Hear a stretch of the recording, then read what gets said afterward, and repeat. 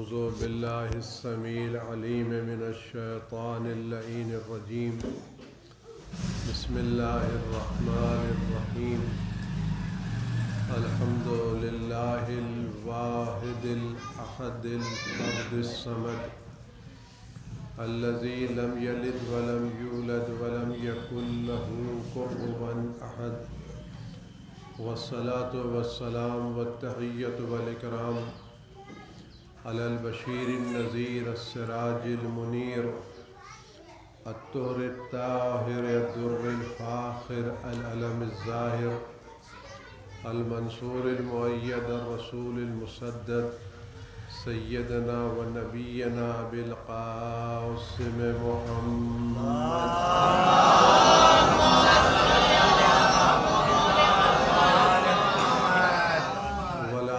الطيبين الطاهرين المعصومين المظلومين الذين أذهب الله عنهم الرجس وطهرهم تطهيرا.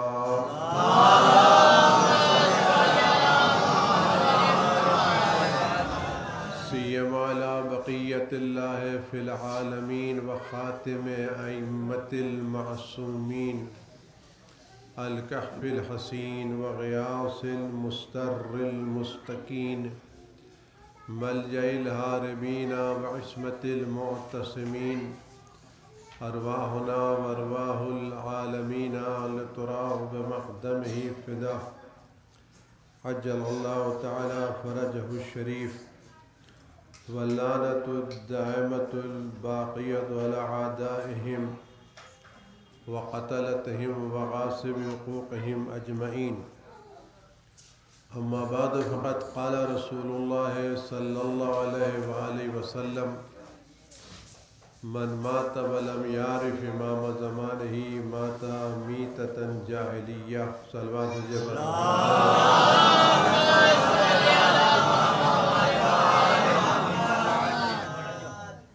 خداوند عالم توفیق دے اور شیطانی وسوسوں سے محفوظ رکھے کہ چند کلمات اس کی خوشنودی کے مطابق زبان پر جاری ہو سکیں جو ہماری آخرت کے لیے مفید ہوں، دنیا کے لیے مفید ہوں اور خدا رسول کی خوشنودی کا بھی سبب قرار پائیں. ایک بلند آواز میں صلوات مرحمت فرمائیں.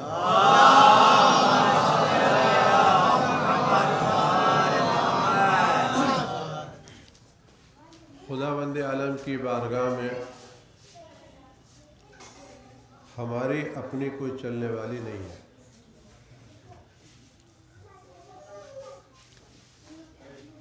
جیسا خدا نے کہا ہے اگر ہمارا عمل اس کے مطابق نہیں ہے تو ہماری کوئی بھی دلیل، کوئی بھی کوشش خدا کی بارگاہ میں کامیاب نہیں ہوگی. صبح کا وقت ہے، ہمیں 2 رکعت نماز پڑھنی ہے.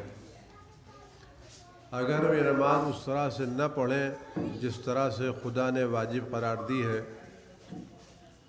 تو یہ نماز ہم سے قبول نہیں کی جائے گی اور نماز ادا نہیں ہوگی، چاہے ہم اس میں جتنے ہی زور کیوں نہ لگا لیں.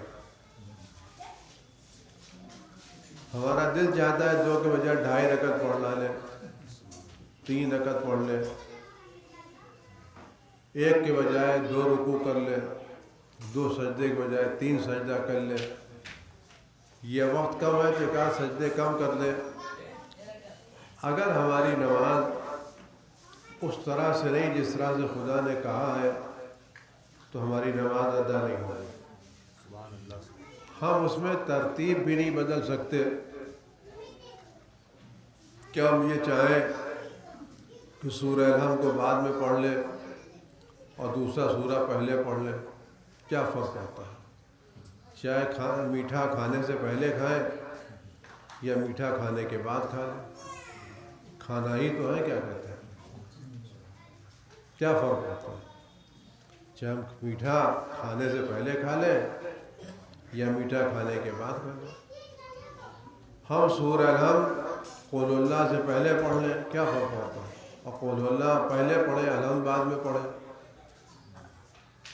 اگر کوئی شخص نماز صبح میں قل هو اللہ پہلے پڑھے اور حمد بعد میں پڑھے کہ اس کی نماز ہوگی؟ کیونکہ بھائی دونوں تو قرآن کے سورے ہیں، ہم اپنی طرف سے کوئی پڑھ نہیں رہے، دونوں سورے قرآن کے ہیں، دونوں اللہ کے بنائے ہوئے سورے ہیں اور دونوں ہی بڑے معتبر سورے ہیں۔ ہمیں وضو کرنا ہے، ہمارا آج دل چاہ رہا ہے کہ آپ بایاں ہاتھ پہلے دھو لیں، دائنا ہاتھ بعد میں دھو لیں، ہاتھ ہی تو دھونا ہے، کیا فرق پڑتا ہے؟ چاہے دائیں دھوئیں یا بائیں دھوئیں، لیکن اگر ہم یہ ترتیب بدل دیں اور دائنے سے پہلے بایاں دھوئیں اور بائیں کے بعد دائنا دھوئیں تو کیا وضو ہوگا؟ نہیں ہوگا۔ تو ہم جب ایک وضو میں ترتیب بدل نہیں سکتے تو عقیدے میں ترتیب کیسے بدل سکتے؟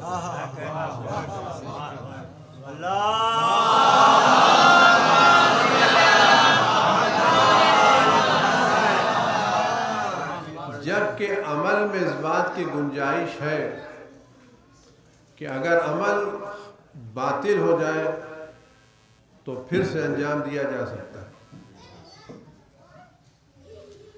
نماز باطل ہو جائے پھر سے پڑھی جا سکتی ہے، قضا کی جا سکتی ہے، لیکن عقیدے میں قضا نہیں ہے۔ آج ہماری زندگی میں ہم اپنے اعمال کی درستگی کے اوپر، صحت پر زیادہ توجہ دیتے ہیں اور عقیدے پر زیادہ توجہ نہیں دیتے۔ ہمارے آباء و اجداد نے ہمیں جو عقیدہ سکھا دیا ہے ہم اسی عقیدے پر باقی ہیں۔ ہم سے پوچھا جائے تم کیوں شیعہ ہو؟ ہمارے باپ دادا شیعہ تھے۔ تم کیوں مجلسیں کر رہے ہو؟ ہمارے خاندان میں ہوتی چلی آ رہی ہے۔ تم کیوں جلوس نکال رہے ہو؟ ہمارا رسم و رواج ہی ہے۔ ہم نے جب سے آنکھیں کھولی، جب سے یہی وجود دیکھا، آیا واقعی یہ دلیلیں صحیح ہیں؟ اگر یہ دلیلیں صحیح ہیں کہ ہم اس لیے مسلمان ہیں، شیعہ ہیں کہ ہمارے آباء و اجداد شیعہ تھے، تو وہ جو شیعہ نہیں وہ بھی کہے کہ ہمارے آباء و اجداد چونکہ شیعہ نے ہم شیعہ نہیں ہیں۔ اگر آباء و اجداد ہی دلیل ہے تو جیسے ہمارے آباء و اجداد ہماری حقانیت کی دلیل ہے، اسی طرح ان کے آباء و اجداد ان کی حقانیت کی دلیل ہے۔ ہماری خاندانی روایتیں ہماری حقانیت کی دلیل ہے تو ان کی خاندانی روایتیں ان کی حقانیت کی دلیل ہے۔ ایسا تو نہیں کہ ہمارے ماں باپ سگے ان کے سوتیلے ہیں۔ اور مسئلہ اس میں یہ ہے کہ عقیدے پر زیادہ زور اس لیے دینا چاہیے کہ اس میں قضا نہیں ہے، اس میں کریکشن نہیں ہے۔ اگر خدا نخواستہ کوئی آدمی بغیر نماز پڑھے دنیا سے چلا جائے تو اس بات کا امکان اللہ اس کو نیک اولاد دے، صالح ذریت دے، یہ نیک اولاد اس کی ساری نمازیں ادا کرے گا۔ کسی کا حق مار لیا ہے، اولاد وہ حق واپس کر دے۔ کسی کو ستایا ہے، اولاد جا کے معافی مانگ لے۔ روزے نہیں رکھے تھے، اولاد روزے رکھوا دے۔ حج نہیں کیا تھا، تو ان سب کی قضا ممکن ہے۔ لیکن اگر کوئی آدمی توحید میں شک کرتا ہوا چلا جائے تو اس کی اولاد توحید پر مدرسہ بنا دے، کتابیں لکھ دے اور یہ کتابیں اپنے باپ کے نام سے شائع کرا دے، تب بھی باپ کا عقیدہ صحیح ہونے والا نہیں ہے۔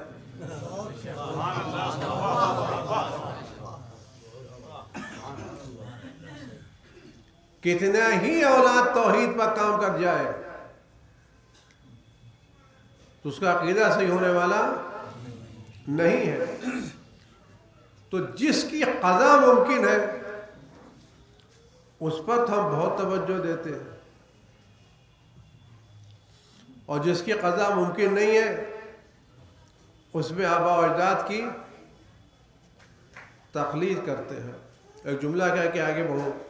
ہمارا مسئلہ ہے جہاں تقلید نہیں کرنا چاہیے وہاں کرتے ہیں، اور جہاں کرنا چاہیے وہاں نہیں کرتے. اسلام میں عقیدے میں تقلید حرام ہے، احکام میں تقلید ہے. آپ شکیات نماز میں تقلید کر لیجئے، لیکن عقیدے میں، اور عقیدے میں ایک چیز ہمیشہ ذہن میں رکھیے کہ ہمیشہ ہمیں یہ احساس ہونا چاہیے کہ ہم حق پر ہیں.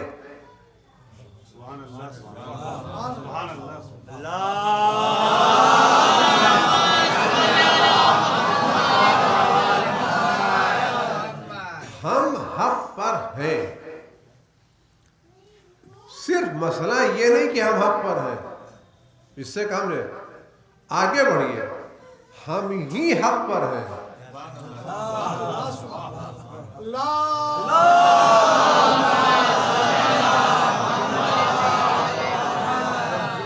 ہم حق پر نہیں ہیں، ہم ہی حق پر ہیں. اور حق کا مسئلہ یہ نہیں ہے کہ وہ ایک آدمی 70% حق پر ہے اور 30% باطل پر، ایک 90% حق پر ہے. نہیں، یا 100% حق یا 100% باطل.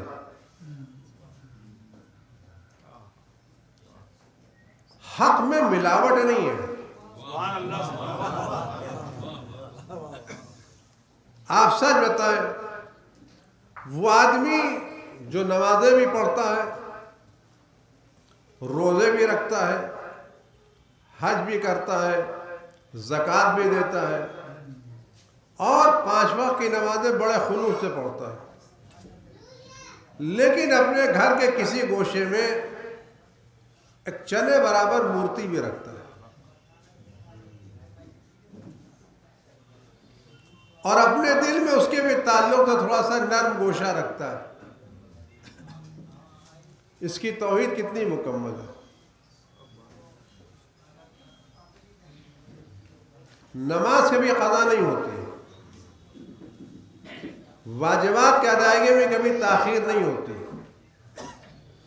حج باقاعدہ کرتا ہے، زیارتوں میں بھی جاتا ہے، غریبوں میں مال بھی تقسیم کرتا ہے، لیکن گھر میں چنے کے برابر مورتی بھی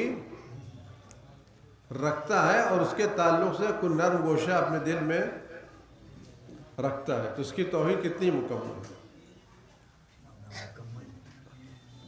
مکمل ہے، ناقص اس کی توحید. کیا فرماتے ہیں؟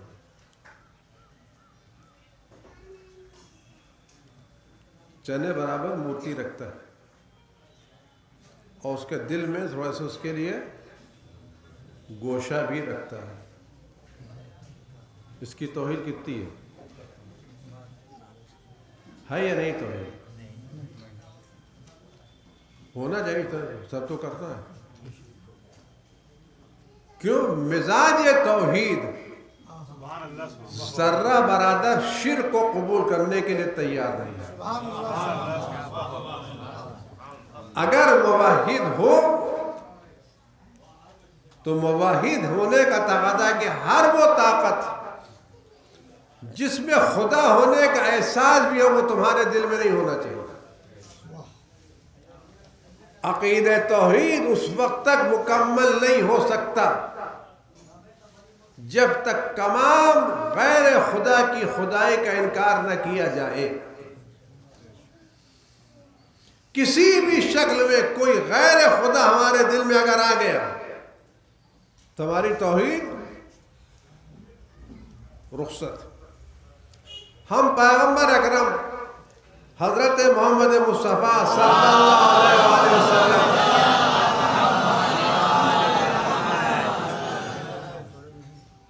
ایک بات اور، اب صلوات محمد والے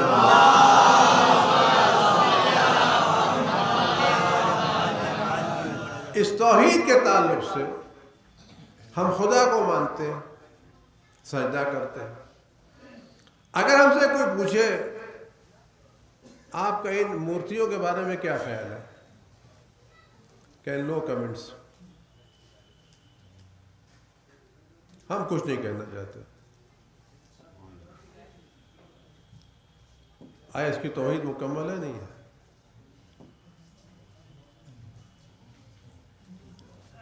کیا کہتے ہیں کہ ہم نہیں، خدا ہے نہیں، ہم نہیں، خدا ہے ہم کو پتہ نہیں کیا ہے کیا نہیں، کچھ نہیں، ہم نہیں بولتے، ہم اللہ کو مانتے، بقیہ کوئی ہے نہیں۔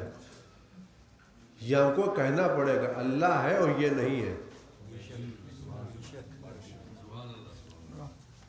اب غور کے جو میں نقطہ آپ تک پہنچانا ہے، اللہ توفیق دے۔ کیا کہتے ہیں؟ صلوات محمد والے محمد۔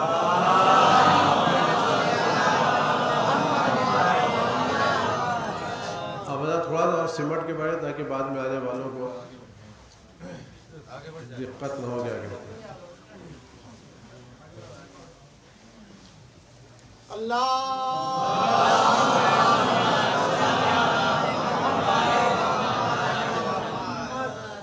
کیا نماز میں مسئلہ یہ ہے، اگر کوئی آدمی آخری رکعت میں بھی شریک ہو جائے نا تو اس کو پوری نماز کا ثواب مل جاتا ہے۔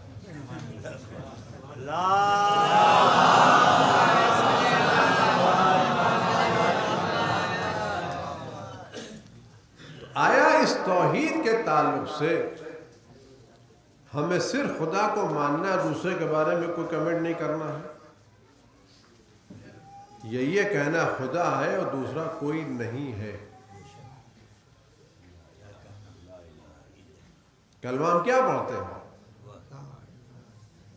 ہم اللہ اللہ نہیں کہتے، کہتے ہیں کوئی نہیں ہے پھر خدا ہے۔ تو جب تک ہم غیر خدا کی خدائی کا انکار نہ کر لیں اس وقت تک ہم توحید تک نہیں پہنچ سکتے۔ تو توحید تک پہنچنے کے لیے دو کام کرنا پڑیں گے، ایک تمام غیر خدا کی خدائیوں کا انکار کرنا، اور دوسرے خدا کی خدائی کا اقرار کرنا۔ اگر یہ دو عنصر نہیں ہے تو توحید ہماری مکمل نہیں ہے۔ تو توحید کے لیے شرط ہے خدا کو مانے اور اعلان کرے ہم خدا کے علاوہ کسی کو نہیں مانتے، ہم خدا کو حق جانتے ہیں اور خدا کے علاوہ بقیہ سب کو باطل جانتے ہیں۔ آپ غور کریں، ہم صرف خدا کو حق جانتے ہیں، خدا کے علاوہ سب کو باطل جانتے ہیں۔ جب تک یہ دو عنصر نہ اس وقت ہماری توحید مکمل نہیں ہے۔ دوسرا عقیدہ ہے نبوت کا۔ ہم پیغمبر اکرم حضرت محمد مصطفیٰ صلی اللہ علیہ وسلم کو اللہ کا نبی مانتے ہیں، اور نبی ماننے کے ساتھ ساتھ ان کو اللہ کا آخری نبی مانتے ہیں۔ پیغمبر کے بعد بہت سے لوگوں نے نبوت کا دعویٰ کیا، پیغمبر کے زمانے بھی دعویٰ کیا اور پیغمبر زمانے کے بعد بھی دعویٰ کیا۔ ہم سے کوئی پوچھے تمہارا عقیدہ مسلمہ کے بارے میں کیا ہے، کہ نو کمنٹس۔ غلام احمد کے بارے میں کیا ہے، کہ نو کمنٹس۔ تو کیا عقیدہ نبوت مکمل ہوگا؟ اتنے لوگ تو مان رہے، کہ ماننے دیجیے۔ ہم ماننے والوں کی اکثریت پر اعتبار نہیں کرتے، حق اکثریت سے ثابت نہیں ہوتا، حق دلیلوں سے ثابت ہوتا ہے۔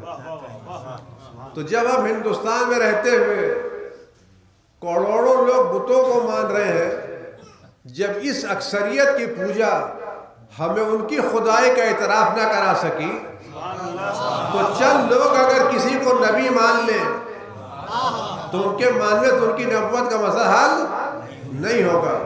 تذکیر جملہ آپ سے کہہ رہا ہوں، تو خدا کی خدائی اس وقت تک، توحید اس وقت تک مکمل نہیں ہوگی جب تک خدا کے علاوہ غیر خدا کا انکار نہ کیا جائے۔ نبوت کا عقیدہ اس وقت تک مکمل نہیں ہوگا جب تک پیغمبر کی نبوت کے علاوہ بقیہ سب کی نبوت کا انکار نہ کیا جائے۔ تو امامت کا عقیدہ اس وقت تک مکمل نہیں ہوگا جب تک علی کے علاوہ دوسروں کا انکار نہ کیا جائے۔ سلمان میرے بابا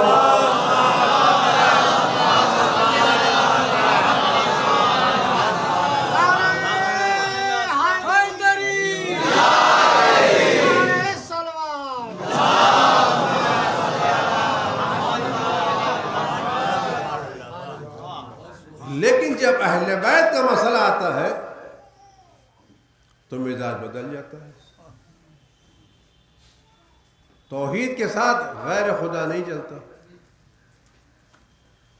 پیغمبر کے ساتھ دوسرے نبی نہیں چلتے، لیکن اہل بیت کے ساتھ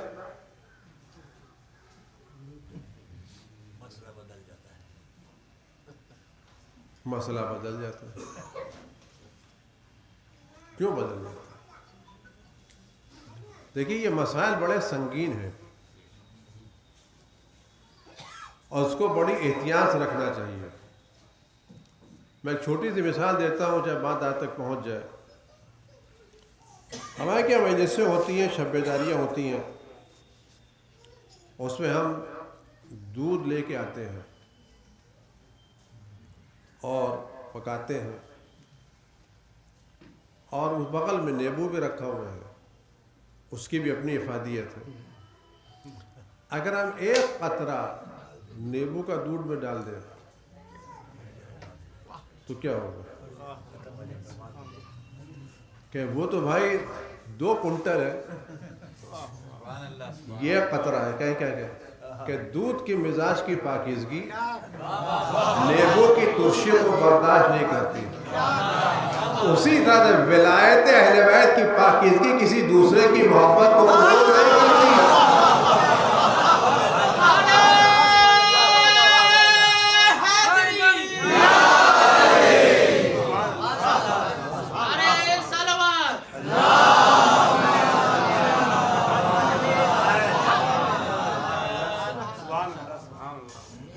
مسئلہ یہ کہ آپ کیوں نہیں مانتے؟ ہم کسی کی افادیت کا انکار نہیں کرتے، کسی کی تاثیر کا انکار نہیں کرتے، لیکن ہمارے کیا جو چیز ہے اس کی نزاکت کسی دوسرے کو برداشت کرنے کے لیے تیار نہیں ہے۔ آپ اسی نیبو کو شربت میں ڈال دیجئے، کھانے میں ڈال دیجئے، تو سب جگہ چلے گا۔ تو جہاں کاکٹیل ہوتے ہیں وہاں پر یہ چیز چل جائے گی، لیکن جہاں خلوص ہوتا وہ نہیں چلتا۔ لہذا اگر آپ دیکھ لیں، جملہ غور کریں، توحید خالص صرف شیعوں کے پاس اور نبوت واقعی صرف شیعوں کے پاس، لہذا یہ کسی کی کڑواہٹ کو برداشت کرنے کے لیے تیار نہیں ہے، کیونکہ ہم نے اپنے عقیدے کو ہر طرح کی ملاوٹ سے پاک رکھا ہے۔ کیوں رکھا ہے؟ دیکھ ہم کو عقیدہ صحیح جگہ سے ملا ہے، ہم نے اوریجنل جگہ سے عقیدہ لیا ہے، تو ہم اپنے مذہب کی حقانیت پر یقین رکھتے ہیں، اور یہ بھی رکھتے ہیں ہمارے علاوہ کوئی حق پر نہیں ہے۔ ہم حق پر، ہمارے علاوہ کوئی حق پر نہیں ہے، اور اپنے حق ہونے کی دلیل رکھتے ہیں، اور 24 کیرٹ کی دلیل رکھتے ہیں۔ اب یقین ہے ہم مذہب کی حقانیت اپنے والدین کی تقلید پر نہیں مانتے. ہمارے مذہب کی حقانیت سے نہیں کہ ہم نے شیعہ گھرانے میں آنکھ کھولی ہے. ہم اپنے مذہب کی حقانیت پر ایسی دلیل رکھتے ہیں کہ ہم سب کے سامنے ہتھیلی پر رکھ کے دل کے ہاتھوں برہانہ کو لیا اس کے مقابلے میں کوئی دلیل ہو. پیغمبر اکرم نے مشرکین سے کہا تھا اگر تم اس قرآن کے کلام الہی کے بارے میں شک کرتے ہو تو لیا اس کے مقابلے میں ایک سورہ. ان کنتم فی ریب مما نزلنا علی عبدنا فاتوا بسورۃ من مثلہ. اگر تم اس کلام الہی کے کلام خدا ہونے کے بارے میں شک کرتے ہو تو ایک سورہ لیا اس کے مقابلے پر. تو جو چیلنج پیغمبر نے کیا تھا آج ہم پیغمبر کی حدیث کے مقابلے پر اور ان کی حدیث کا سہارا لے کر کے حدیث کی بنیاد کے اوپر لوگوں سے اگر تمہارے پاس کوئی دلیل ہو تو لاؤ. جس طرح ہم اپنے مذہب کی حقانیت کی دلیل پیش کر رہے ہیں اگر تمہارے پاس حقانیت کی کوئی دلیل ہو تو لے کے آؤ اور ہماری دلیل کو کاٹ سکتے ہو تو کاٹ کے دیکھو. ہم جو دلیل رکھتے ہیں اگر اس کو تم توڑ سکتے ہو تو توڑ کے دیکھو اور ہمارے مقابلے میں بڑی دلیل لا سکتے ہو تو لے کر کے. اگر ہماری دلیل قبول ہے تو قبول کر لو نہیں تو ہم کو قائل کر لو. میں چھوٹی سی بات آج کروں زیادہ آپ کا وقت نہیں لوں گا. پیغمبر اکرم حضرت محمد مصطفیٰ صلی اللہ علیہ وآلہ وسلم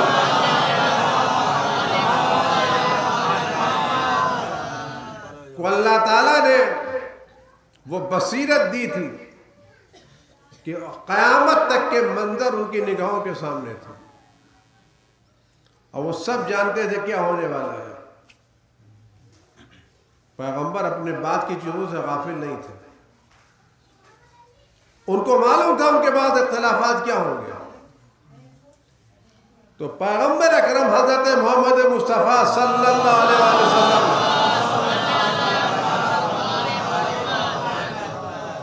اپنے بعد کے دور میں حقانیت کے معیار کے لیے کچھ افراد معین کیے جن کو پیغمبر نے معیار حقانیت قرار دیا کہ دیکھو اگر سب بھول جاؤ تو ان باتوں کو مت بھولنا میں تمہیں معیار حقانیت دے رہا ہوں. میں نہیں رہوں گا میری آنکھیں بند ہو جائیں گی لیکن میں تمہیں حق کا معیار دے کر کے جا رہا ہوں. کیا دیکھو میرے بعد علی کی حقانیت کے 3 دور آئیں گے اور علی کا مقابلہ 3 طرح کے لوگوں سے ہوگا. میں ان تینوں دور کے لیے معیار حق دے رہا ہوں. اس کو یاد رکھنا تو پہچان لو حقیقت ہے. کہ دیکھو میں پیچھے سے شروع کر رہا ہوں. ایک مقابلہ علی کا صفین میں ہوگا اور دونوں طرف پیغمبر کے صحابی ہوں گے. بڑے بڑے نمازی ہوں گے بڑے بڑے قرآن پڑھنے والے ہوں گے اور لوگ شخصیتوں سے مرعوب ہوتے ہیں. یہ بہت بڑا مسئلہ ہے. لوگ حق سے مرعوب نہیں ہوتے لوگ شخصیتوں سے مرعوب ہوتے ہیں. جناب نے فرمایا اسلام کہتا ہے جناب نے نہیں فرمایا. اگر جناب نے حق فرمایا ہے تو جناب جناب ہے اور اگر حق نہیں تو جناب جناب. جناب کو ان کے چہرے سے مت پہچانو جناب کو ان کے کردار سے پہچانو. شخصیتوں سے لوگوں کو مت پہچانو حق سے شخصیتوں کو پہچانو. اگر آج یہ معیار ہمارے کیا ہو جائے نا تو زمانہ بدل جائے کہ دیکھو میں نے بشارت دی عمار تم کو ایک باغی گروہ قتل کرے گا. عمار تم کو وہ گروہ قتل کرے گا شہید کرے گا جو باغی ہوگا. تو دیکھ لینا عمار کس کی طرف ہے. جو عمار کو قتل کرے وہ باغی اور جس کی طرف عمار لڑنے آئے وہ حق پر. تو عمار کس کے ساتھ تھے؟ علی کے ساتھ. تو جب عمار کو معاویہ کی فوجوں نے قتل کیا اور لوگوں نے جا کے یہ روایت بیان کی کہ پیغمبر نے فرمایا کہ عمار تم کو گروہ باقی قتل کرے گا، سرکش گروہ قتل کرے گا، باقی جو دین سے نکل چکا ہے. تو جواب آیا جو میدان میں لایا اس نے عمار کو قتل کیا. نہ علی میدان میں لاتے نہ عمار قتل ہوتے. دلیل بڑی مضبوط تھی لیکن امام کے سامنے گھیرے تو امام نے کیا فرمایا اگر لانا ہی قتل کی دلیل ہے تو حمزہ کو میدان میں کون لایا تھا؟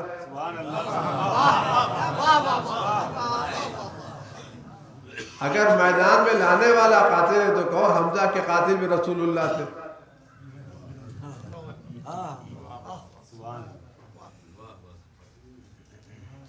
تو حمزہ تو رسول اللہ نے کر دیا کہ تیسرے دور کے لیے رسول اللہ نے جناب ابوذر کو رکھا اور روایت بیان کی کہ آسمان نے سایہ نہیں ڈالا، زمین نے بوجھ نہیں اٹھایا کسی ایسے سچے کا جو ابوذر سے زیادہ سچا ہو. پیغمبر نے ابوذر کی صداقت لہجہ کی ضمانت لی. تو جس کی صداقت کی ضمانت رسول اللہ نے لی وہ صادق اللہجہ کس کے ساتھ تھے؟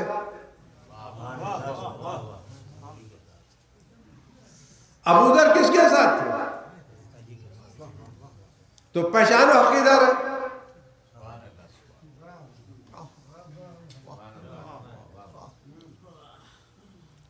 اگر تم نہیں جانتے دیکھو ابوذر کس کو مان رہے تھے، ابوذر کس کے ساتھ تھے؟ آیا ابوذر علی پر تنقید کر رہے تھے یا دوسروں پر تنقید کر رہے تھے؟ ابوذر کو کس نے نکالا؟ حق کس کے ساتھ رہا؟ جدھر ابوذر تھے. ابوذر کدھر تھے؟ علی کے ساتھ. اب رسول اللہ کے بعد کا زمانہ تھا جو تاریخ اسلام کا سب سے حساس دور ہے. جب پٹریاں الگ ہوتی ہیں تو اگر اسی وقت آدمی متوجہ ہو جائے تو راستے والے کہ اس وقت الگ ہوگی پٹری تو پھر راستہ چلا جاتا ہے. پیغمبر نے اس دور کے لیے اپنی بیٹی فاطمہ الزہرا کو رکھا.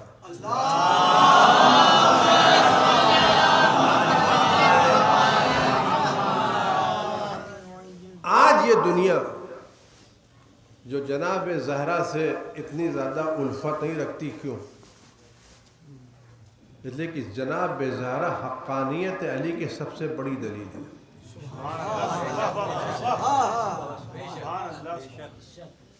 حقانیت علی کی سب سے بڑی دلیل جناب زہرا سلام اللہ علیہ. یہ وہ دلیل ہے جس کو کوئی رد نہیں کر سکتا. پیغمبر اکرم حضرت محمد مصطفیٰ صلی اللہ علیہ وسلم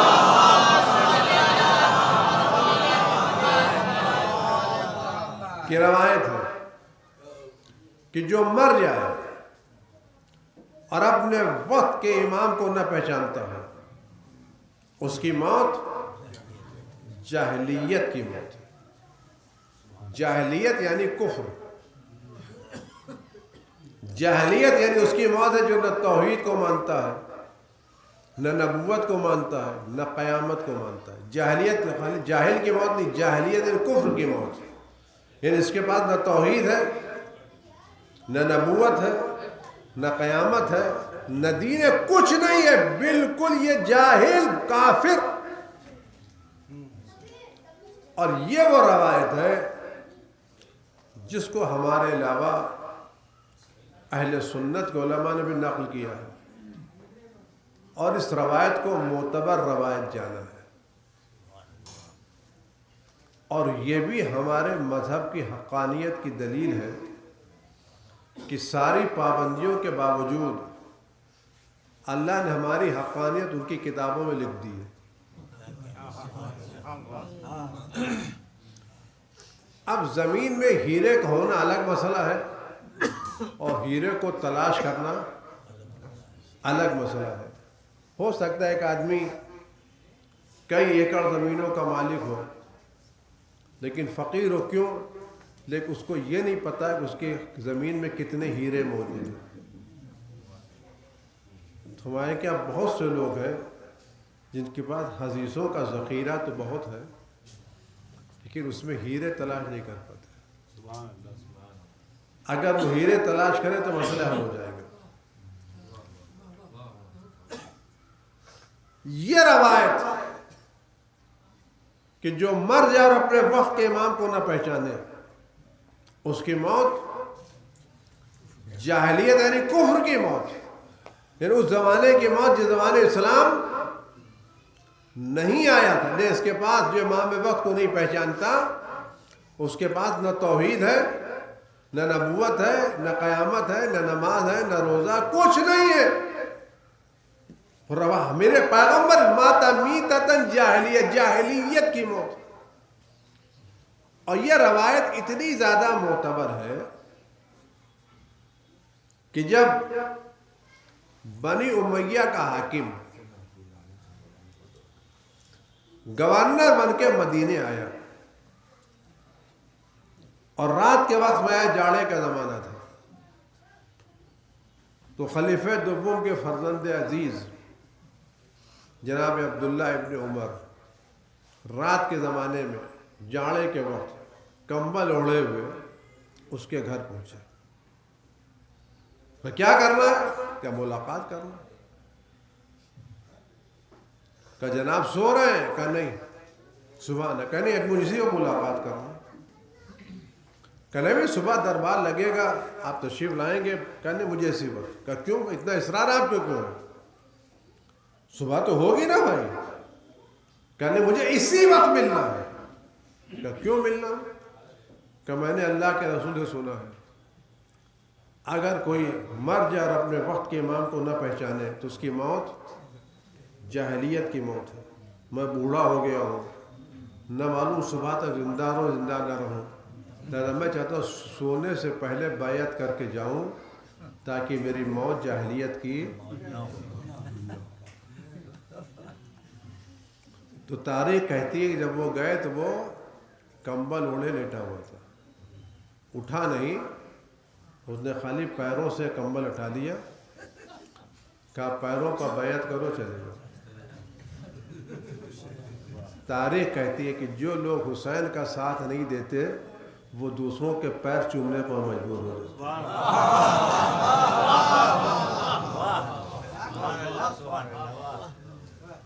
جس نے حسین کا ساتھ نہیں دیا اس کے دوسروں کو پیر چومنا پڑا، اور جب تک دنیا اہل بیت کے در سے دور رہے گی باطلوں کے پیر چومتی رہے گی۔ دنیا اگر چاہتی ہے کہ باطل کا پیر نہ چومے تو اسے چاہیے کہ اہل بیت کے ہاتھوں پر بیعت کرے۔ جب تک یہ مسلم دنیا اہل بیت کے در سے دور رہے گی بڑی طاقتوں کے دروں پر ذلیل ہوتی رہے گی۔ اللہ نے عزت اہل بیت کو دی ہے، اور آپ یقین جانیے آج جو اہل بیت سے وابستہ ہے ساری دشمنی کے باوجود وہ عزت کے ساتھ ہے یا نہیں؟ آج جو ایران کو عزت ہے وہ ٹیکنالوجی کی بنا پر نہیں ہے، وہ اہل بیت کے در کی غلامی کی بنا پر۔ سبحان اللہ، سبحان اللہ۔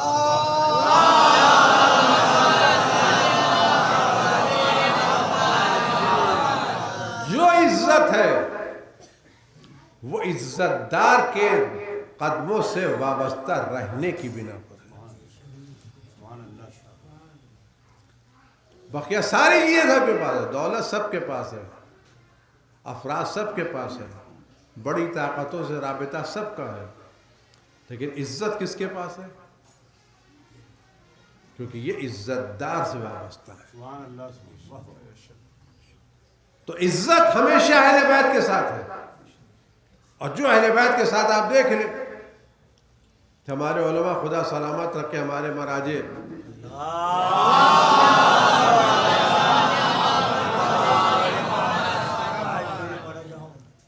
چٹائی پر بیٹھنے والے، سادہ زندگی بسر کرنے والے، لیکن دنیا میں عزت دار ہے نہیں.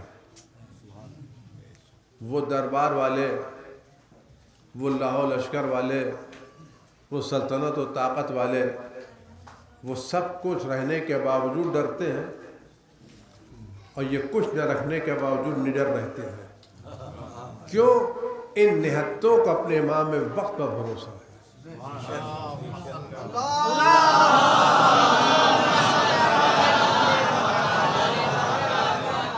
اور آپ یاد رکھیں، ہم جس امام کی امامت کے قائل ہیں وہ ہر جگہ ہے،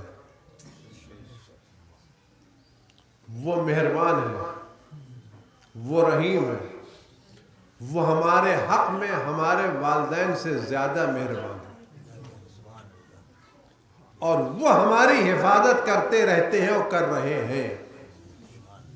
اگر آج ان کی حفاظتیں نہ ہوتی تو ہم کبھی بحیثیت قوم زندہ نہ رہتے. ہمارے پاس نہ کسی حکومت کا سہارا ہے، نہ کوئی بڑی پارٹی ہمارے پاس ہے، نہ حکومت ہماری کوئی نمائندگی ہے، نہ ہم علمی دنیا میں کہیں ہیں، نہ مالی دنیا میں کہیں، نہ دنیاوی دنیا میں کہیں ہیں. لیکن اس کے باوجود ایک عزت دار قوم ہے یا نہیں؟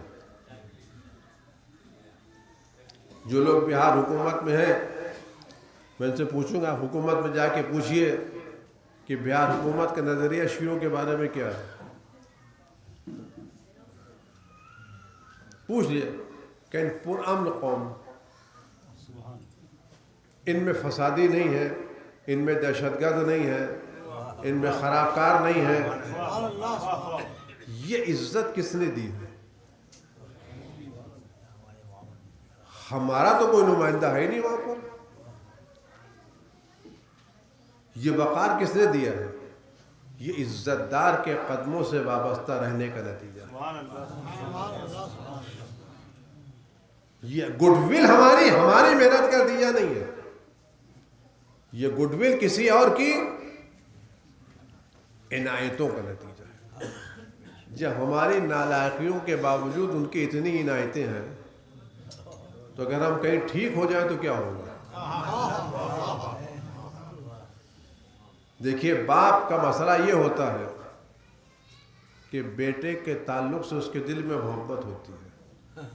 بیٹا کتنا ہی نالائق کیوں نہ ہو، باپ اس کو چاہتا ہے. اس کے عمل سے ناراض ضرور رہتا ہے، لیکن اس کی تکلیفیں باپ کو برداشت نہیں ہوتی. آپ اس کو غور کریں.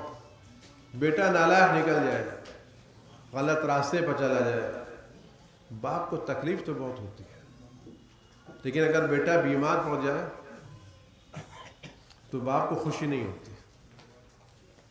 باپ دعا کرتا ہے. اور اگر بیٹا لائق ہو تو باپ دعا کرنے کے ساتھ تیمارداری کے لیے بھی آتا ہے. عزیز و دوستو، ہمارا امام ہمارے باپ سے زیادہ مہربان ہے.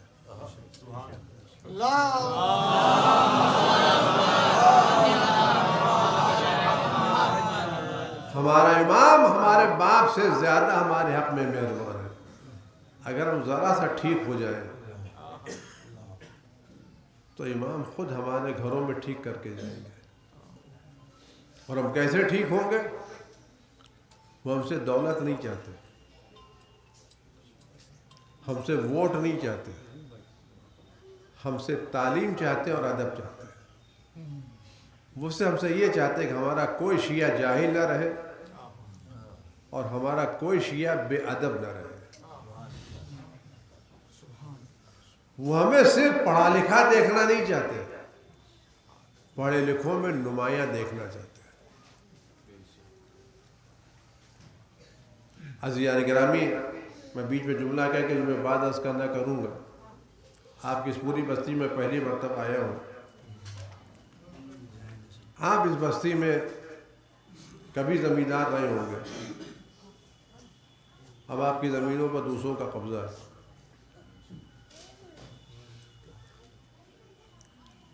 ہم زمینیں واپس نہیں لے سکتے, دوسرے کھیت واپس نہیں لے سکتے, علاقے واپس نہیں لے سکتے, پرانی شان ہم زمینداری سے واپس نہیں لے سکتے, لیکن اپنے بچوں کو اعلیٰ تعلیم دلا کر کے اس گاؤں میں ایک نمایاں مقام حاصل کر سکتے ہیں.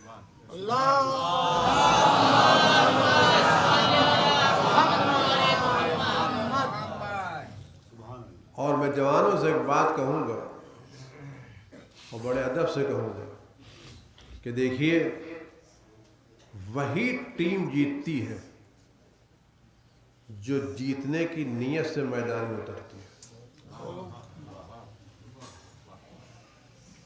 وہ اپنی کمزوری سے نہیں جیتتی, اپنے ارادوں سے جیتتی ہے. جو ٹیم جیتنے کی نیت سے اترتی ہے وہ جیت جاتی ہے. اور جو کہتی چلتے دیکھتے ہیں کیا ہوتا ہے, جیتتے ہیں یا ہارتے ہیں, کھیلیں گے, کوشش کریں گے, تو یہ کبھی جیتتے نہیں. جیتتا کون ہے؟ جو جیتنے کی نیت سے اترتا ہے. تو امتحان میں وہی کامیاب ہوتا ہے جو کامیابی کی نیت سے بیٹھتا ہے.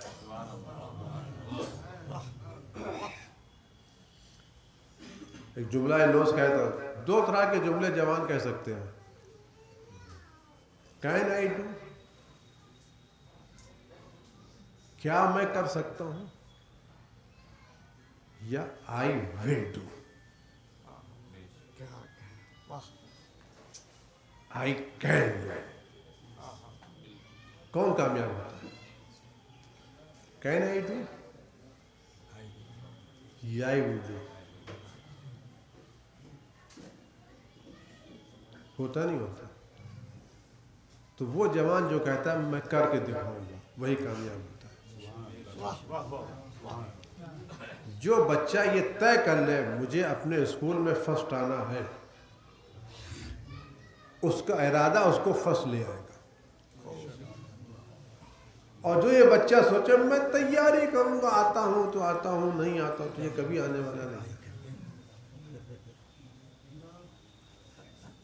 اسلام کی پہلی جنگ تھی, مسلمانوں کے پاس نہ تلواریں تھیں, نہ اسلحے تھے, نہ کھانا تھا, نہ پینا تھا, نہ گھوڑے تھے, نہ سواریاں تھیں, پیروں میں چپلیں نہیں تھیں, ہاتھوں میں تلواریں نہیں تھیں, پیٹ میں کھانے نہیں تھے. کافروں کے پاس تلواریں بھی تھیں, گھوڑے بھی تھے, سواریاں بھی تھیں, سب کچھ تھی, لیکن مسلمانوں کا جذبہ تھا جیت جانے کا. اس جذبے نے 313 کو ہزاروں پر فوقیت دے دی. یہ جیتے اپنے جذبے سے, تلواروں سے نہیں. تو وہ جوان جس میں یہ ہمت ہے کہ میں علی کا چاہنے والا ہوں اور علی سب سے آگے تھے تو میں اسکول میں سب سے آگے رہوں گا. جو علی کا نام لے کر کے یقین کے ساتھ میدان میں اترے گا وہ فرسٹ آ جائے گا.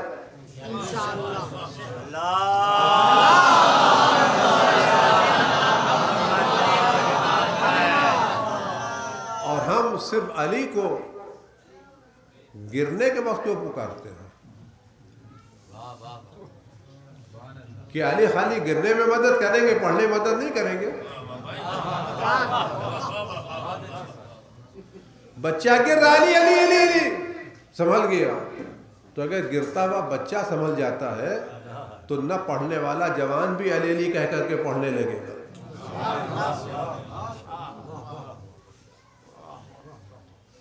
اگر علی گرنے والوں کو سنبھال لیں تو اگر وہ گر رہا ہے تو یہ بھی تو گر رہا ہے. تو جوانوں کو آگے بڑھنا چاہیے، اور اس میں صرف آپ کی محنت، آپ کی مشقت، آپ کا جذبہ، آپ کا حوصلہ، یہ آپ کو آگے بڑھا دے گا. آپ 2-4 سال محنت کر لیجئے اور اس چندن پٹی کے ہر اسکول میں آپ کا بچہ فرسٹ آ جائے. آپ 5 سال کے بعد دیکھیں کہ سارے ایریا کا نظریہ آپ کے بارے میں بدل جائے گا. ہر اسکول میں ٹاپ کون کر رہا ہے؟ عزادار. فرسٹ کون آ رہا ہے؟ ماتمدار. کامیابی کس نے حاصل کی ہے؟ زنجیر لگانے والے نے. تو خود یہ آپ کی کامیابی آپ کے مذہب کی تبلیغ ہے.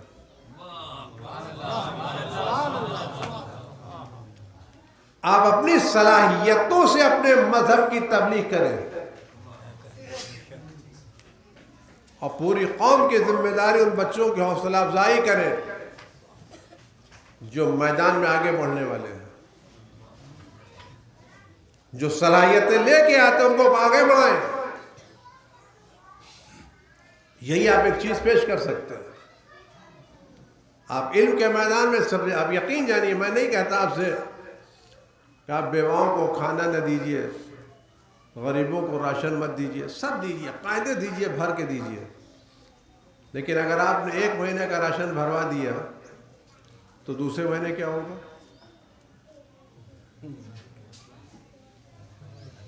دوسرے مہینے کیا ہونے والا؟ پھر بھوک ہوگی نہیں ہوگی؟ آپ نے سال بھر تک راشن دیا، دوسرے سال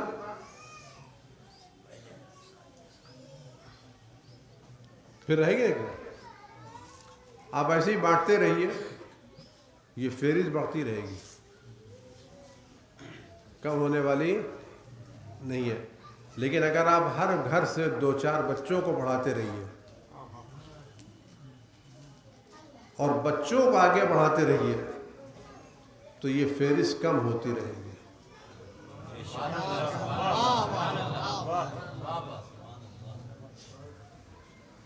آپ کا فیصلہ ہے، فہرست بڑھائیے یا فہرست کم کیجیے.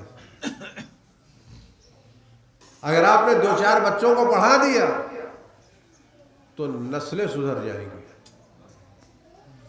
اور ایسے ہی آپ بانٹتے رہیں. میں نہیں کہتا آپ بانٹیے بانٹیے بانٹیے، 100 روپیہ، 200، 500، 1000 بانٹیے، لیکن اس سے آپ کی حالت بدلنے والی نہیں، بلکہ اس سے اور جو ہاتھ نہیں پھیلتے وہی پھیلنے شروع ہو جائیں گے. جو کل کچھ کر رہے تھے وہ بھی کرنا چھوڑ دیں گے. لیکن اگر آپ ان کو غیرت دلائیں اور بچوں کو تعلیم کے میدان میں آگے لے کر کے آئیں تو آپ یقین جانیے 4-5 سال کے بعد آپ کے گاؤں میں کوئی ایک بھی مستحق زکوٰۃ نہیں ملے گا. لوگ باہر سے آئیں گے سامان دیں، کوئی ہمارے کیا نہیں لے کے چلے گا. کیوں؟ علم جب آگے بڑھے گا تو غیرت آئے گی، عزت آئے گی، وقار آئے گا، اور یہ اہل بیت کی عزت کا سبب بنے گا. میں جملہ کہہ کے اب اپنے موضوع پر واپس آنا چاہتا ہوں. آپ سچ بتائیں، آپ اس گاؤں میں رہیں اور باہر والے ہیں کہ بھائی کچھ بانٹنا ہے، پھر چندن پٹی چلے جاؤ، وہاں تم کو مستحق مل جائیں گے. کہ صاحب لوگ چلے آ رہے، صاحب کہاں کہاں چلے آ رہے، یہ وقار ہے کہیں جانا، کہ نہیں وہاں نہ جاؤ، وہاں کوئی ملنے والا نہیں. لوگ تھیلا لے کے نہیں بھائی آپ لے کے چلے جائیے. تو وقار کس میں ہے؟ مدد لینے میں یا مدد کرنے میں؟ راشن لینے میں یا راشن پہنچانے میں؟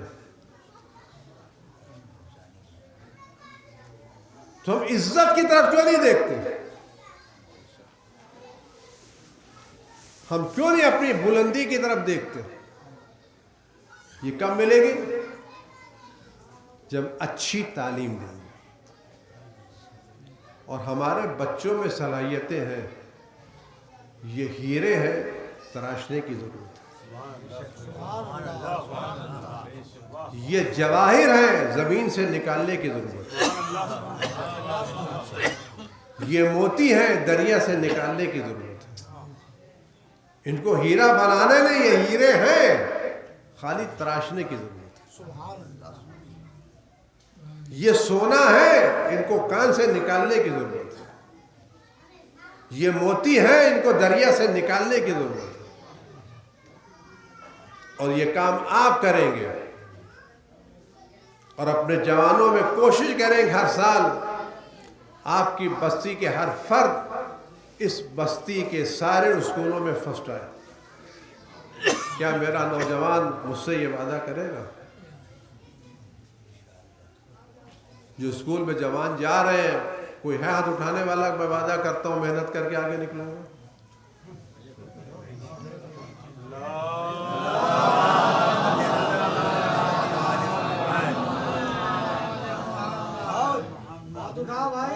خود سے اٹھائیں، آپ مت اٹھائیں، لوگ خود سے اٹھائیں ہاتھ میں اپنے ہاتھ کر کے۔ جتنے ہاتھ اٹھ رہے ہیں اس سے زیادہ ہونا چاہیے۔ کیا کہتے ہیں؟ صلوات میں محمد والے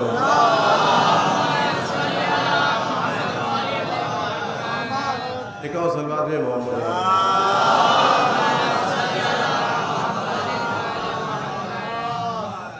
تو جناب زہرا کو جناب رسول خدا نے معیار حقائق روایت کیا ہے کہ اگر کوئی امام وقت کی معرفت کے بغیر مر جائے تو اس کی موت جاہلیت کی موت ہوتی ہے، اور جو جاہلیت کی موت پر مر جائے اس کی نجات نہیں ہے۔ جو کفر کی حالت میں مر جائے،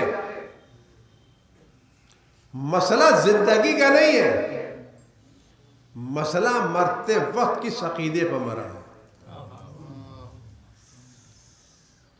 زندہ رہنا اتنا مسئلہ نہیں ہے، مرنا مسئلہ ہے کہ آدمی مرے تو کس عقیدے پر مرے۔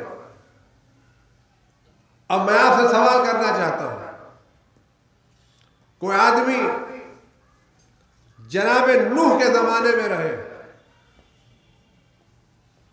اور جناب نوح کی نبوت کو نہ مانے، کہاں جائے گا؟ جناب ابراہیم کے زمانے میں رہے اور جناب ابراہیم سے پہلے سارے انبیاء کی نبوتوں کا قائل ہو اور جناب ابراہیم کو نہ مانے۔ جناب موسیٰ کے زمانے میں رہے اور جناب موسیٰ علیہ السلام کی نبوت کا قائل نہ ہو تو کہاں جائے گا؟ جناب عیسیٰ علیہ السلام کے زمانے میں رہے اور ان کی نبوت کا قائل نہ ہو۔ خود حضرت رسول خدا صلی اللہ علیہ وسلم کے زمانے میں رہے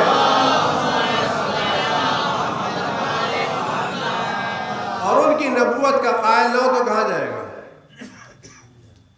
جنت میں جائے گا نہیں جائے گا؟ جہنم میں جائے گا نا۔ اب آپ غور کریں، میرا چھوٹا سا سوال ہے، جناب زہرا کی شہادت رسول کی زندگی ہوئی، رسول زندگی کے بعد؟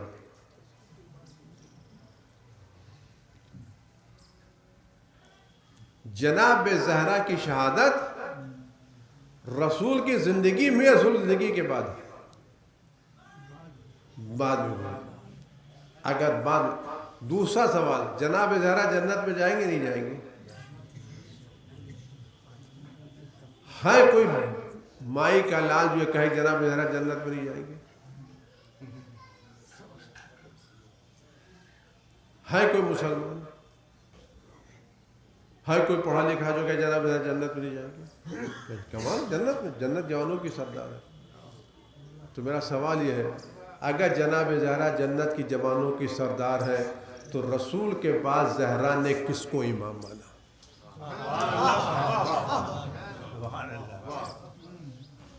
میرا سوال صرف یہ ہے، کہ رسول کے بعد زہرا نے کس کو امام مانا؟ اگر جن کو لوگوں نے بنایا تھا اگر وہ حق پر تھے تو زہرا کو انکار کرنے کے بعد جنت میں نہیں جانا چاہیے تھا، کیونکہ حق کے نمائندے کا انکار آدمی کو جنت میں نہیں لے جاتا، جہنم میں پہنچا دیتا ہے۔ لیکن زہرا کا جنت میں جانا بتا رہا ہے کہ زہرا نے جس کو امام مانا ہم آج بھی اسی کو امام مانتے ہیں۔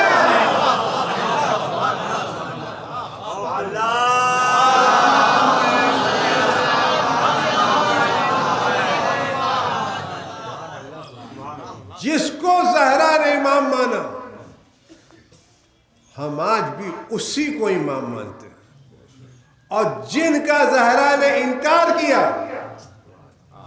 ہم آج بھی ان کا انکار کرتے ہیں۔ اس اقرار و انکار کی بنیاد پر جو زہرا کا حشر ہوگا وہ ہمارا حشر ہوگا۔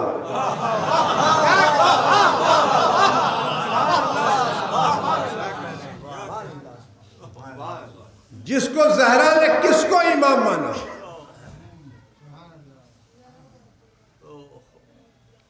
علی کے علاوہ کسی کو مانا؟ روایتیں کتابوں میں تو لوگوں نے لکھی ہیں اور اپنی طرف سے گڑھی روایتیں کہ جناب زہرا کی وفات کے بعد علیہ السلام نے معاذ اللہ بیعت کر لی تھی، لیکن سب کہتے جب تک زہرا رہی اس وقت تک علی نے بیعت نہیں کی۔ نہ صرف جناب زہرا نے بیعت نہیں کی بلکہ بخاری کی روایت ہے ماتت فاطمہ وہی واجدۃ علی ابی بکر، جناب زہرا کا انتقال ہوا اور وہ خلیفہ اول سے ناراض گئی تھی۔ یہ بخاری کی روایت ہے، ماتت فاطمہ، جناب زہرا کی شہادت ہوئی اور وہ کسی سے ناراض گئی۔ تو آپ سچ بتائیں اگر وہ حق پر ہوتے تو ناراضگی کبھی جنت کا سبب نہیں بنتی۔ اس کا مطلب یہ کچھ وہ لوگ ہیں جن کی رضایت جنت کا سبب ہے اور کچھ وہ ہیں جن سے ناراض رہنا جنت کا سبب ہے۔ اب آپ کہتے ہیں صاحب یہ باتیں نہ پڑھیے، یہ اتحاد کے خلاف ہے، تو جناب زہرا سے کہیے آپ خود فدق مت دیجیے۔ آج کل بڑا شور ہے کہ بھائی صاحب یہ اس طرح کی باتیں نہ پڑھنا چاہیے، اتحاد کے خلاف ہے اور حالات کے خلاف ہے اور فلاں کے خلاف ہے اور فلاں کے خلاف ہے، اور ہم ہی لوگ ممبر سے کہتے ہیں۔ آج کا نیا دور ہے اور ہمارا نوجوان اس سے کنفیوز ہو جاتا ہے۔ میں وہ چھوٹی بغیر یہی کام ہے تو کل سے آپ آدھا سورہ احد پڑھیے گا، پورا سورہ احد مت پڑھیے گا۔ نماز میں آدھا ہی پڑھیے گا، بس وہاں تک پڑھیے گا جہاں تک اہدنا الصراط المستقیم ہے۔ یہ غیر المغضوب علیہم ولا الضالین جو ہے اس کا تذکرہ مت کیجیے گا۔ لیکن جب ہم نماز میں صراط المستقیم کے ساتھ غیر المغضوب کی بات کر رہے ہیں تو اس کا مطلب ہے ہمیں تولا کے ساتھ تبرہ بھی رکھنا ہے جو نماز کا جز ہے۔ آپ کہہ دیے نا کیوں ہم کو کیا لگنا دینا جن پر اللہ نے غضب کیا جو گمراہ ہیں؟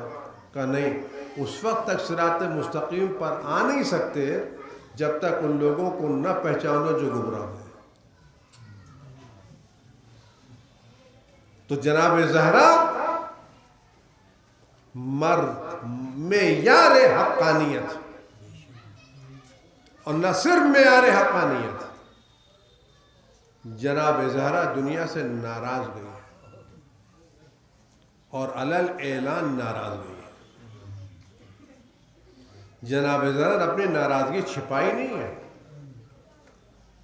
سارے مظالم برداشت کر کے اپنی ناراضگی چھپائی نہیں ہے، باقاعدہ اپنی ناراضگی کا اعلان کیا اور جناب زہرا کی رضایت کوئی معمولی رضا تھوڑی نا. جناب زہرا کس کو امام مانا؟ جس کو زہرا نے امام مانا ہم آج اس کو امام مانتے ہیں. اگر زہرا نے کسی اور کو امام مانا ہو تو لیا. آپ لاکھ دلیلیں دے ڈالیں لیکن زہرا کے علاوہ کوئی نہیں. اور جناب زہرا نے جو کارنامے انجام دیے ہیں وہ صبح قیامت تک کے کارنامے ہیں. جناب زہرا کے احسانات اس امت اسلامیہ پر صبح قیامت تک باقی رہنے والے ہیں. آپ واقعات کو وقت کے اعتبار سے مت ناپیے، آپ واقعات کو اثرات کے اعتبار سے ناپیے. جناب زہرا نے جو خدمتیں انجام دی ہیں وہ بڑی عجیب خدمتیں جو میں آپ سے کر کے بات تمام کرنا چاہتا ہوں. واقعات کو کبھی بھی وقت کے پائناب ہے کہ اس میں 10 منٹ لگا، 20 منٹ لگا، 1 گھنٹہ لگا، نہیں، اس سے مت ناپیے، اثرات کے اعتبار سے ناپیے. آپ سڑک کے کنارے کھڑے ہوئے ہیں اور ایک چھوٹا سا بچہ کھیل رہا ہے، ادھر سے ایک تیز رفتار ٹرک آ رہی ہے اور بچہ عنقریب ہے کہ اس ٹرک کے نیچے چلا جائے. آپ دور کھڑے ہوئے ہیں، ٹرک کو آتے ہوئے دیکھ رہے ہیں، آپ دوڑتے ہیں، بچے کو پکڑ کے لے آتے ہیں. آپ کے بچے کے پکڑنے میں اور ٹرک کے گزرنے میں چند سیکنڈ کا فاصلہ نہیں ہے، لیکن کیا یہ اثرات صرف چند سیکنڈ کے ہیں؟ یا جب تک یہ بچہ زندہ رہے گا آپ کا اثر رہے گا؟ آپ یہ نہیں کہتے 2 منٹ کا کام تھا. مسئلہ 2 منٹ کا نہیں ہے. اگر اس بر وقت اقدام نہ کیا ہوتا تو یہ بچہ بھی دنیا سے جاتا اور اس کی پوری نسل بھی ختم ہو جاتی. اس 2 منٹ کے اقدام نے اس وقت تک احسان کیا جب تک یہ بچے کی نسلیں باقی رہیں گی. اس بچے پر بھی احسان ہے اور صبح قیامت اس کی نسلیں آئیں گی. کیوں؟ بر وقت اقدام کی بات. تو آپ اس اقدام کو 2 منٹ سے مت ناپیے، اثرات سے ناپیے. آپ زہرا کے اقدام کو وقت سے مت ناپیے، اثرات سے ناپیے. جب لوگ امام وقت کو قتل کرنے لے گئے تھے، اگر زہرا نے نہ بچایا ہوتا علی کو اور اس وقت اپنے گھر سے باہر نہ نکلی ہوتی تو اسلام ختم ہو گیا ہوتا. یہ اسلام باقی بنا پر زہرا امام وقت کو بچا کے لے کے آئی.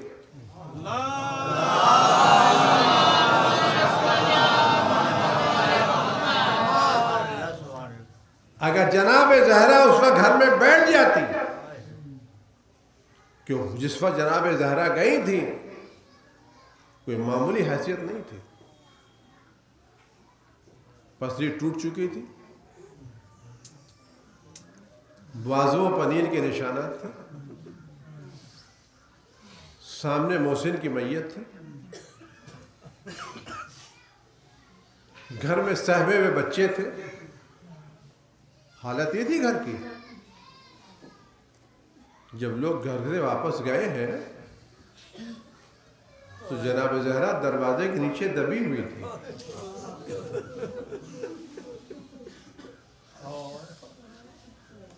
گھر والوں نے دھیرے دھیرے دروازہ ہٹایا. بعض روایتیں کہتی ہیں جب علی کو لوگ گھسیٹ کے لے جا رہے تھے تو اسی حالت میں جناب زہرا علی کا دامن پکڑا، علی کو کہاں لے کے جا رہے ہیں؟ اور بعض روایتیں کہتی ہیں جب جناب زہرا علی کا ہاتھ دامن پکڑا تو اسی وقت ایک ملعون نے زہرا کے بازو پر وار کیا.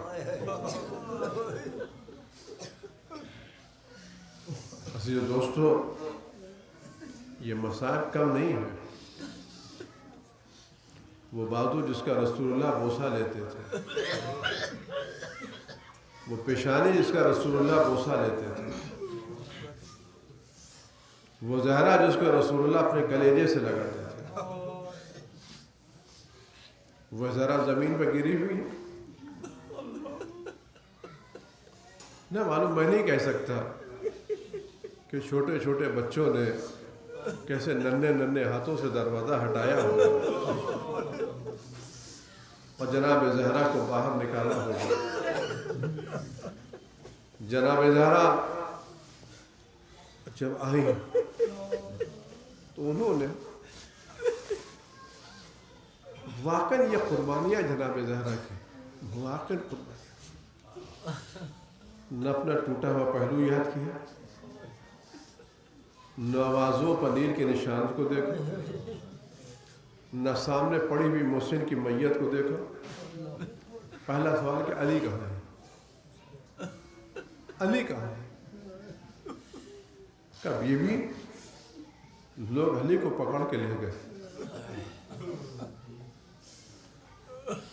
جناب زہرا نے اسی حالت میں نہ معلوم کس طرح سے کھڑی ہوئی ہوگی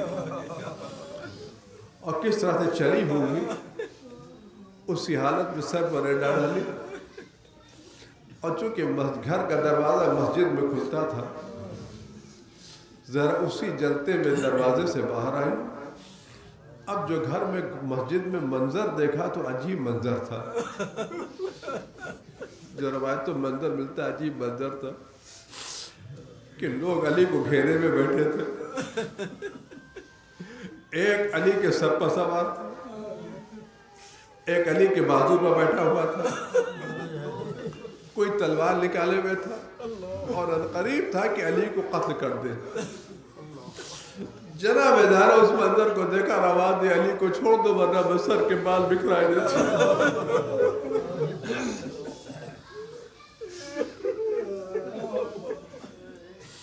یہ میرے لیے پڑھ دینا آسان ہے، آپ کے لیے سن لینا آسان ہے، لیکن آپ جناب زہرا کی نگاہوں سے دیکھیں کہ علی کو کس حالت میں دیکھا تھا۔ چاروں طرف دشمن گھیرے ہوئے تھے، کوئی زانوں پر چڑھا ہوا تھا، کوئی کندھے پر ہاتھ رکھے ہوئے تھا، کوئی تلوار کھینچے ہوئے تھا، اور قریب علی کو قتل کر دے، آواز دے ابو الحسن کو چھوڑ دو ورنہ میں سر کے بال بکھرائے دیتے۔ جناب زہرا کے جملے بلند ہوا، لوگوں نے دیکھا کہ مسجد کی دیواریں بلند ہو رہی ہیں، اور جناب علیہ السلام نے اب سلمان سے کہا، اے سلمان زہرا سے کہو گھر میں چلے جائے، گھر میں چلے جائے۔ لوگوں نے گھبرا کر کے علی کو چھوڑ دیا۔ اگر آج زہرا علی کو بچا کے نہ لائی ہوتی تو آج اسلام ختم ہو گیا ہوتا۔ آج جہاں اسلام کی آواز ہے، زہرا کی قربانی کا نتیجہ ہے۔ میں ایک جملہ کہہ کے تھوڑے مسائل اور پڑھوانا چاہوں گا اور بات تمام۔ میری ایک دعا ہے، آپ کی آنکھوں میں آنسو ہیں، ان اشک بھری آنکھوں کے ساتھ ایک دعا کر دیجئے کہ ایام فاطمیہ کی ایک مجلس فرزند زہرا کی زبانی سننے کا موقع مل جائے۔ زندگی میں ایک مجلس ایسی ہو جب منبر میں امام زمانہ موجود ہو، اپنے جد ماجدہ کے فضائل و مسائل بیان کر رہے ہو اور ہم ان کی زبانی سن رہے ہو۔ سنت علیہ مصائب اللہ عنہا، سنت علیہ مسجد علیہ۔ عزیزان گرامی، جناب زہرا نے علیہ السلام کو دیکھا اور اس حالت میں دیکھا کہ لوگ علی کو گھیرے میں کھڑے ہوئے ہیں، فریاد بلند کی، علی کو چھوڑ دو ورنہ میں سر کے بال بکھرائے دیتی ہوں۔ جناب سلمان کو علی نے بھیجا، زہرا گھر چلی گئی۔ بس میں ہاتھ جوڑ کے تعریف کروں گے، زہرا یہ مدینہ ہے جہاں آپ واپس آئیں تو گھر میں تھوڑی دیر کے بعد امام وقت واپس آ گیا، حسنین کا بابا واپس آ گیا، ام کلثوم کے والد واپس آ گئے۔ آپ علی کو بچا کے لے آئیں۔ وہ کربلا میں زینب تھی، جب خیمے میں واپس آئی تو آواز آ رہی تھی، الا قتل الحسین میں کربلا، الا ذبح الحسین میں کربلا۔ حضرت اللہ چند فقرے آپ اسی تعلق سے سن لیں۔ عزاداروں، یہ مدینہ ہے، زہرا امام وقت کو بچا کے لے آئیں، لیکن جب زینب واپس آئیں تو آواز آ رہی تھی حسین قتل کر لیے گئے۔ اور ایک جملہ آپ اسی تعلق جب زہرا کو علی علیہ السلام دفن کر چکے، وہ مدینے کی شام غریبہ تھی، جب رات کی تاریکی میں قبر بنا کر کے زہرا کی علی گھر میں آئے تو یتیمان زہرا کو بلایا، بچوں کو گود میں بٹھایا، ایک زانو پر حسن کو بٹھایا، ایک زانو پر حسین کو بٹھایا، ام کلثوم و زینب بٹھایا، علی یتیمان زہرا کو لے کے گود میں بیٹھ گئے، کسی کے سر پر ہاتھ پھیرتے تھے، کسی کو دلاسا دیتے تھے، کسی کو تشفی دیتے تھے۔ میں کہوں یا علی، یہ مدینے کی شام غریبہ ہے جہاں بیٹوں کے سر پر باپ کا سایہ موجود ہے، ایک دلاسا دینے والا باپ ہے جو بیٹیوں کو دلاسا دے رہا ہے، وہ کربلا کی شام غریبہ ہوگی جب زینب آئے گی تو آواز آ رہی ہوگی الا قتل الحسین بکربلا، الا ذبح الحسین بکربلا۔ الہی بحق الزہراء و ابیہا و بعلہا و بنیہا والسر المستودع فيها أن تصلي على فاطمة وأبيها وبعلها وبنيها والسر المستودع فيها بعدد ما أحاط بعلمك۔